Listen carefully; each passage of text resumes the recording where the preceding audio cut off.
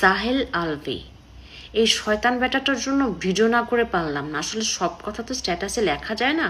সে acting করে ভিডিওতে কি বলতেছে, লাইভ করছে নাকি শুনছি, সে কি বলছে যে বাইরের লোক ট্রিগার করছে দেখে আমার সংসারে অশান্তি হয়েছে, আমার বউটা সুইসাইড করছে। ভালো করে ট্রিগার করতে পারলে আপনার ডিভোর্স হয়ে যেত, অ্যাটলিস্ট মহিলাটা বাঁচতো আর আপনার বাচ্চাটা মাহারা হতো না। কেন ভুলে গেছেন? আমার হাজব্যান্ডের ডিরেকশনে দুই বউ বয়রা নাটকে যখন আপনি শুটিং সেটে আসলেন সকালবেলা, আপনার রক্ষিতা তিথিকে নিয়ে সকালবেলা একসাথে গাড়ি করে আসলেন, এসে কারোর সাথে হাই হ্যালো নেই, ব্রেকফাস্ট করা নেই, একটা রুম লক করে ফেললেন। রুম লক করে আপনার রুমের সামনে প্রোডাকশন বয় খাবার নিয়ে দাঁড়ায় থাকলো, আপনার রুম খুললেন না কেন ভাইয়া? কি করতেছিলেন? খুব ইম্পর্টেন্ট মিটিং হচ্ছিল তাই না, যেন রুম খোলা যায় নাই তাই না? এটা তো এটা, তার মধ্যে আবার সারাটা দিন আপনারা শুটিংয়ের ফাঁকে ফাঁকে ফ্রেশ হতে যাইতেন না রুম লক করে?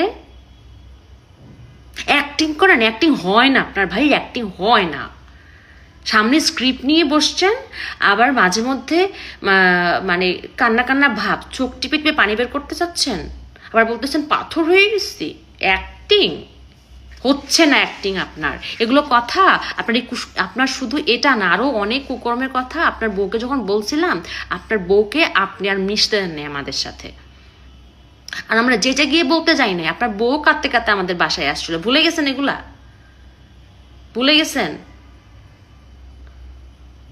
এরকম অনেক কুকর্মের কথা অনেকেই জানে, আপনার অনেক কুকর্মের কথা অনেকেই জানে, কিন্তু এতদিন মুখ খোলে নাই, বলে নাই, কারণ ওরা চাইছে আপনার সংসারটা বাঁচুক,